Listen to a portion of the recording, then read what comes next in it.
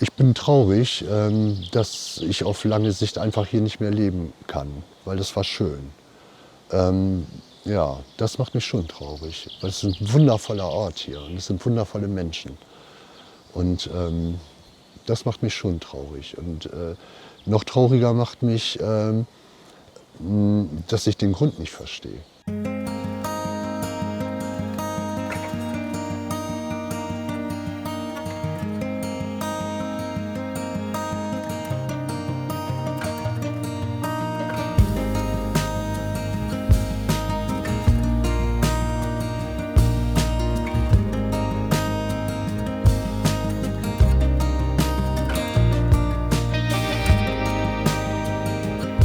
Das ist eine lange Geschichte und die beginnt tatsächlich in meiner späten Jugend. Da habe ich schon mal im Bauwagen gelebt und bin auch teilweise wirklich gefahren mit Wagen und Trecker, Straßentheater und alles solche Sachen. War von kurzer Dauer. Gelebt habe ich, glaube ich, 8 Jahre oder so im Bauwagen damals. Und jetzt aktuell bin ich dazu gekommen, also eigentlich war ich Hausbesitzer, Ladenbesitzer in besten Verhältnissen, so für mich. Und ich habe eine Wanderung gemacht, auf der ich die Erfahrung machen durfte, wie es ist, ohne Geld unterwegs zu sein, nicht am Konsum teilzunehmen, nicht sich das gönnen zu können, was man gerne möchte, sondern mit dem umgehen muss, was da ist. Und das habe ich ein Jahr gemacht und das waren Erfahrungen, die mich sehr geprägt haben. Und als ich wiederkam, war auch ziemlich schnell klar, dass es da einen Weg gibt für mich, den ich gehen muss und gehen will, weitergehen will, den ich ausloten möchte. Und das war auf jeden Fall nicht mehr kompatibel in der Beziehung, in der Beziehung, wo ich mich befunden habe, in der Familie und so. Und,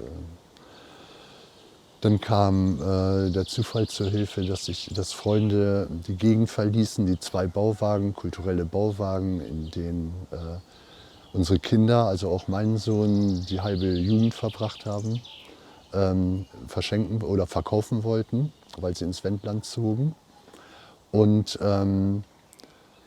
ich habe sofort gedacht, das war kurz vor der Heimat wieder, also kurz vor Habstedt, ein paar Wochen vorher. Und ich habe gesagt, ich nehme die. Und dann haben sie mir die geschenkt. Und das war ganz großartig. So können die weiterleben. Und ich habe jetzt den großen, den 7-Meter-Wagen zu einem Wohnwagen, also eingerichtet. Und der 4-Meter-Wagen ist jetzt neuerdings, eigentlich erst seit ein paar Monaten, eine Küche, meine Küche. Das ist meine kleine Küche, gerade fertig geworden und schon wieder im Abriss. Mein Vater sagte immer, baut auf, reißt ab, baut auf, reißt ab. Und das mache ich gerade. Ja, das ist jetzt nichts Besonderes, ist auch nicht aufgeräumt. Aber hier ist so mein Normalbetrieb. Hier koche ich. Ich koche gern, wenn ich Gemüse habe. Im Moment sieht es ein bisschen schlecht aus. Ich könnte was mit Zucchini zaubern. Das ist eben der letzte Rest. Ein paar Bananen. Wenn du eine Banane möchtest, die sind innen gut. Das sind gerettete Lebensmittel, von denen ich ausschließlich lebe. Und so wie die Klamotten, die ich trage, die sind alle geschenkt, beziehungsweise teilweise, das wird aber auch weniger noch aus meinem alten Fundus. Ich hatte einen großen Fundus. Das war also, ich habe auch ganz viel Erfahrung mit Frustkäufen oder Lustkäufen, Belohnungskäufen und so. Ne? Habe ich tatsächlich auch gemacht. Seit ich im Wagen wohne, war für mich eine absolute Befreiung. Ich habe zwischendurch jetzt im letzten Winter, weil ich den Wagen in die Scheune ziehen musste, weil ich hier nicht stehen darf, im Zimmer gewohnt. Auch dank meiner Gastgeber hier durfte ich ein Zimmer nutzen und war nicht verloren. Aber ich habe gemerkt, wie es schon an meinem, ja, auf allen Ebenen an meinem Zustand knabbert. Das war, also für mich ist inzwischen ganz klar, ich möchte im Wagen wohnen, ich möchte nicht mehr in einem Haus wohnen. Das kann ich gar nicht mehr, das ist mir zu abgeschlossen. Das ist völlig abgetrennt, ich brauche Verbindung, ne? Und die habe ich im Wagen. Da bin ich eigentlich fast draußen und das genieße ich sehr. Das sind die Bretter, die schon gefallen sind. Die Isolation hebe ich auf, die kommt nachher noch in die Scheune. Die kommt da wieder rein. Diesen Wagen werde ich einfach aufbauen. Genau, das ist Innendings. Wie lange brauchst du jetzt, um den abzubauen?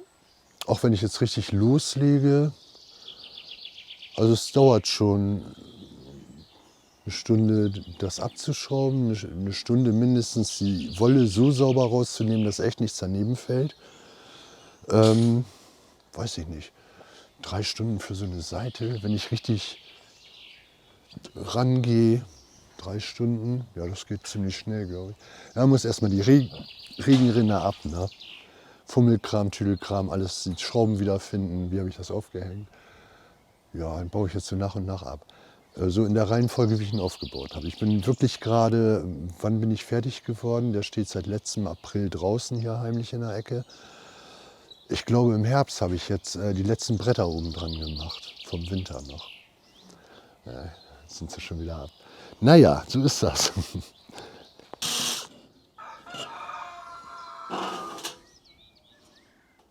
Ich bin eingeladen und darf hier stehen und das ist ein ganz schönes Zusammenlebensverhältnis hier. Wir wollen das alle. Ich darf das aber nicht mehr, weil das Bauordnungsamt und der Bürgermeister sich einig sind, das wollen wir hier nicht, das passt nicht. Und da habe ich Ultimaten gekriegt und jetzt ist es so, dass ich noch vielleicht ein bisschen Zeit habe, um den Küchenwagen abzubauen. Der ist nicht gut aufgebaut. Ich bin als Nichthandwerker der Architekt und der Konstrukteur und der Statiker. Und ich würde ihn nicht mehr so auf die Straße lassen. Und das macht mich sehr unflexibel, weil der Transport immer sehr teuer ist. Und jetzt baue ich diese Wagen nach und nach ab. Erst den kleinen, dann den großen. Mit dem kleinen habe ich dann einen Platz. Da geht es für mich weiter. Das ist eine ganz andere Situation. Ich bin sehr gespannt und freue mich drauf.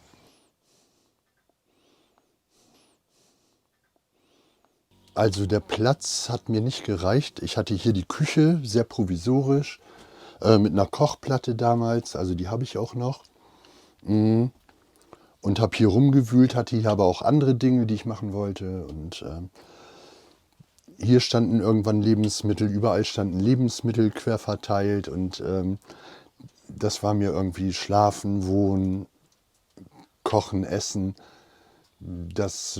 Ich wollte das hier nicht im Wagen haben, alles zusammen. Und ich hatte eben diesen anderen Wagen und das bot sich an, einfach ein paar Dinge, die ich hier nicht haben möchte, rüberzuziehen. Das Werkzeug zum Beispiel oder die Küche. Ne? Und da habe ich ein bisschen mehr Platz. Die Idee war, irgendwann in die Vorratshaltung zu gehen, da mehr zu machen, ein bisschen selber anzubauen. In den 4 Jahren in der Wiekau, in einem kleinen Wäldchen, habe ich das begonnen, habe einen Kompost aufgesetzt, hatte ein Kompostklo, all das wollte ich hier etablieren. Das fällt jetzt aus. Ich gehe jetzt, seit ich hier bin, ist ein bisschen über ein Jahr, 1,5 Jahre. Ich habe zwischendurch im Haus gewohnt. Ich durfte bei Manfred, also bei meinem Gastgeber, den Winter im Haus verbringen. Der Wagen stand in der Scheune, damit er nicht gesehen wird. Der ist vorher gesehen worden und musste verschwinden. Und dann haben wir ihn in die Scheune gezogen. Und ich habe im Haus gewohnt und habe mich da auch versorgt. Hatte wieder endlich nach 4 Jahren Zugang zu einer Waschmaschine und zu einer Toilette und zu einer Dusche. Und fand ich sehr unschätzbar. Also es war sehr schön, das mal wieder genießen zu können. Mein Ofen, das wärmende Herzstück des Wagens. Meine Garderobe, wenn man hier reinkommt, ja, das sieht man ja. Ich habe jetzt nicht aufgeräumt, ich habe den Bauordnungsamtsleiter erwartet. Und ja, mein Schlafzimmer. Also was ich spüre, ist ganz deutlich Hilflosigkeit. Und da kommt natürlich schon ab und zu mal so ein bisschen Wut hoch, das spüre ich auch und die ist da, aber nicht mehr so wirklich. Also am Anfang war das aus der Hilflosigkeit raus. Also eigentlich ist die Hilflosigkeit dieses wirklich lebende, fiese, deprimierende, auch deprimierend wirklich und depressiv machende, so empfinde ich das, diese Hilflosigkeit, auch wütend machende. Also mein nächster Schritt wäre, mich festzukleben. Ganz ehrlich, ich verstehe das. Ich verstehe das, woher das kommt. Die Hilflosigkeit. Und keiner spricht darüber. Entschuldige, jetzt schweife ich schon wieder ab. Ich bin auf einer anderen Ebene bin ich sehr wütend. Ja, auf einer anderen Ebene bin ich sehr wütend. Eigentlich für all das, was hier passiert. Für Menschen, die sich festkleben müssen, um überhaupt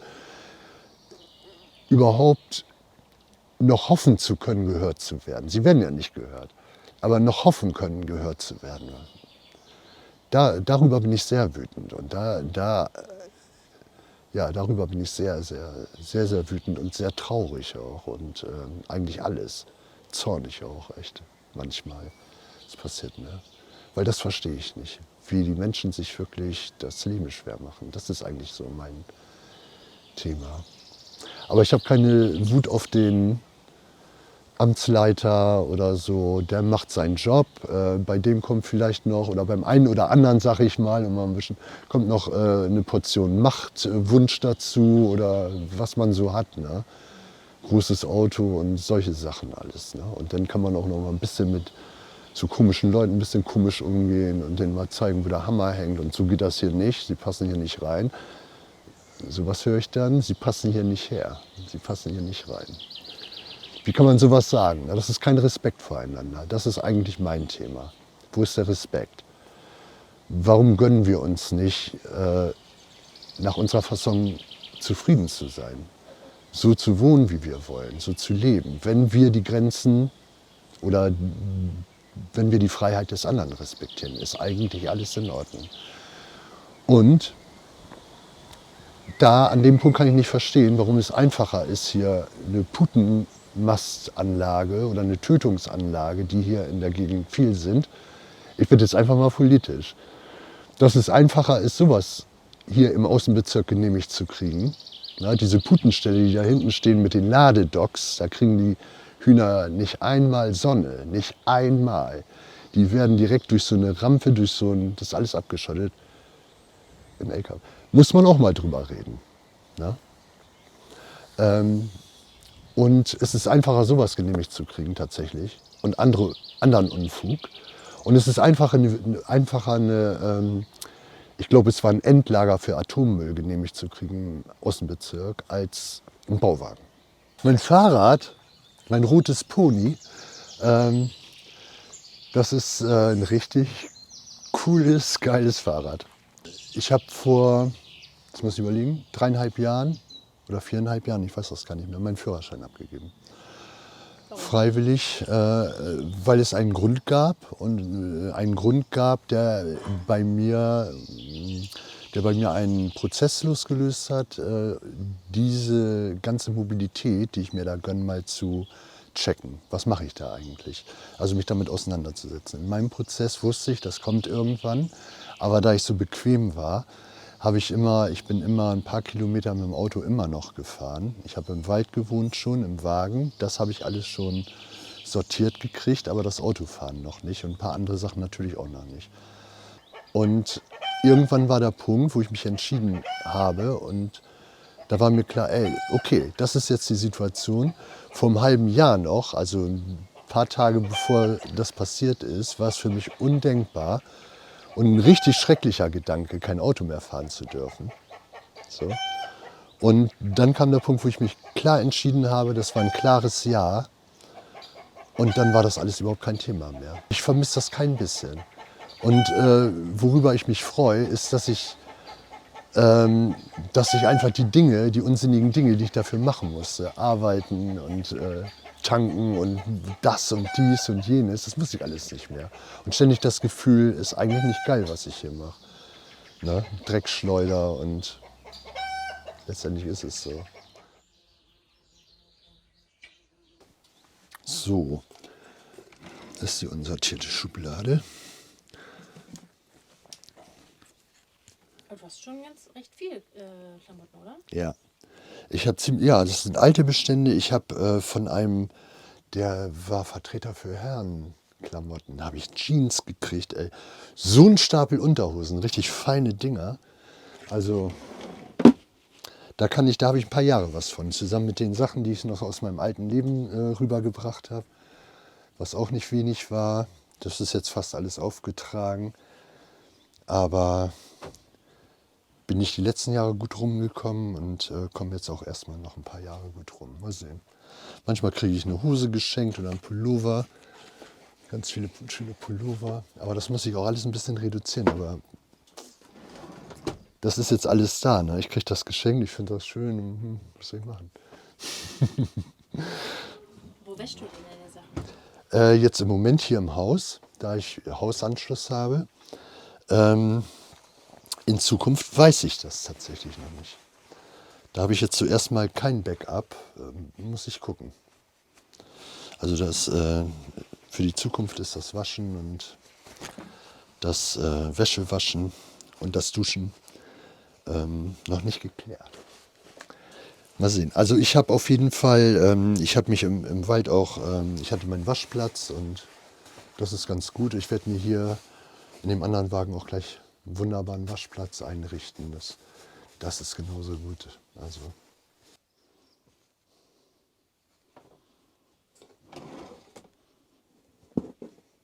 für mich ist wichtig, Gesundheit ist klar, das ist ein sehr schnelles, erweitertes Grundbedürfnis, also sehr nahes.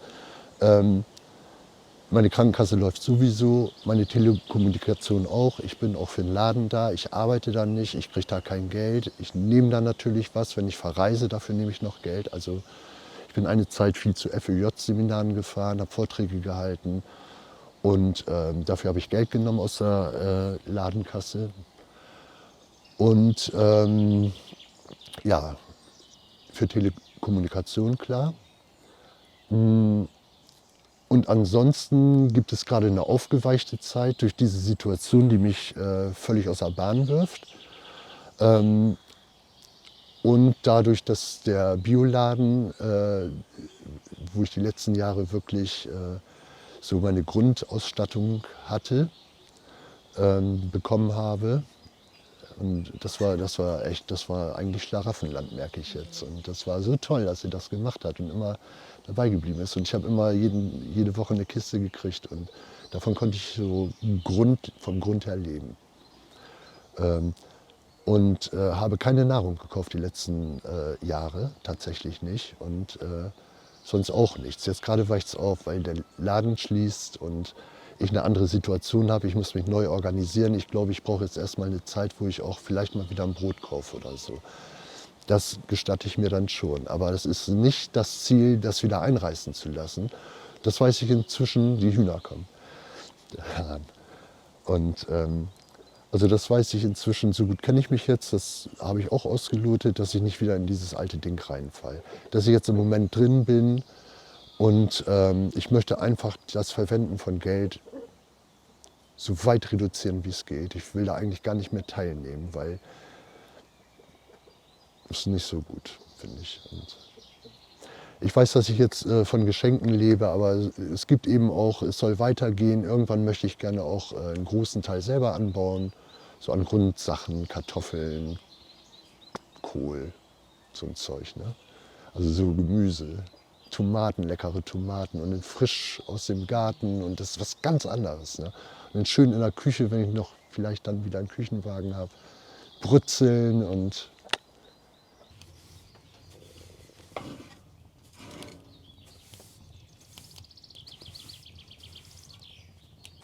also an diesem Wagen ist noch viel zu tun, viel, Leisten setzen, streichen, Dachpappe nacharbeiten.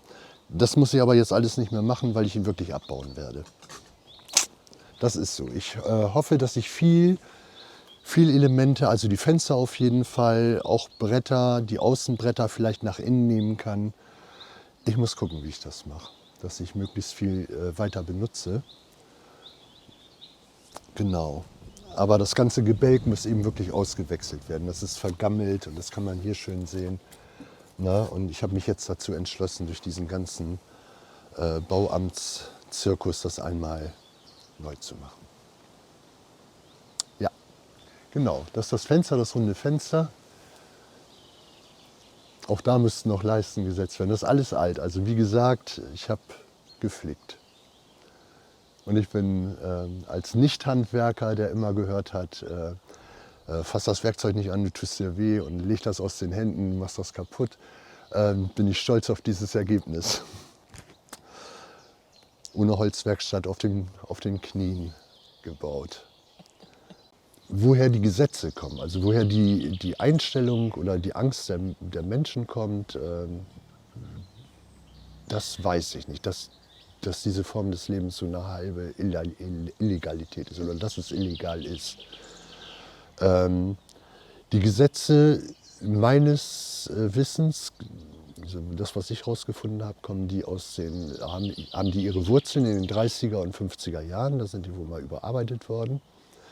Die Wagengesetze waren damals dazu da, um die Sinti und Roma fortzuhalten. Und das stand auch ganz offen da drin. Und die sind immer überarbeitet worden, aber niemals reformiert oder geschaut oder an die Bedürfnisse der Menschen angepasst. Ne? Weil das Bedürfnis seit den 70er Jahren ist das groß, im Wagen zu leben, frei zu leben, im Van zu leben. Und die etablierte Gesellschaft bremst das aus in Form der Ordnungshüter, ne? Die Ordnung hüten. Ne? Eine Ordnung, die für ganz viele Menschen einfach schon lange nicht mehr passt. Ne? Das ist das Irre daran. Eine starre Konstruktion, die an allen Ecken und Enden wackelt und die immer wieder gestützt wird. Ne? Hier noch eine Latte, da noch eine Stütze, ne? Bis es nicht mehr geht. Und es kommen nicht die wirklichen Bedürfnisse. Es geht um Interessen, es geht um Ängste. Diese ganzen Gesetze sind so zusammengezurrt mit Gummibändern aus Angst und Sorge.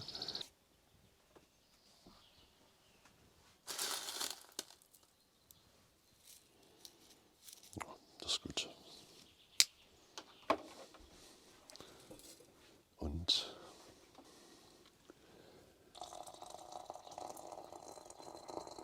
ein selbstbestimmtes Wohnen, ein selbstermächtigtes Leben finde ich auch wichtig. Ne? Wichtig finde ich auch, mal darüber zu sprechen, über das Thema Eigentumsrecht bzw. Geburtsrecht. Also in meinem Verständnis steht jedem ein 8 Milliardstel Teil des Kuchens zu, wenn wir auf die Welt kommen. Gleichermaßen. Es gibt keine Unterschiede. Die sind nur hier. Und die sind nur aus Machtfantasien und solchen komischen Zutaten gestrickt. Aber wenn wir uns auf das Menschsein besinnen, steht jedem sein Teil des Lebens zu, den er verantwortungsvoll am besten in der Gemeinschaft miteinander pflegt und hegt, so, der ihn ernährt. Und wenn wir das in Gemeinschaft denken, dann werden es Gemeinschaften, die sich miteinander tragen. Und wenn wir das weiterdenken, können wir Gemeinschaften denken, die Gemeinschaften, also Gemeinschaften, die sich gegenseitig tragen, austauschen auf eine ganz schonende Art. Das ist durchaus möglich, ohne das ganze Vamborium, was wir glauben haben zu müssen. Politik, Wirtschaft, Kapitalismus, das ist ja... ich glaube, dass wir da mal wieder Mensch werden dürfen und uns auf die Essentials besinnen.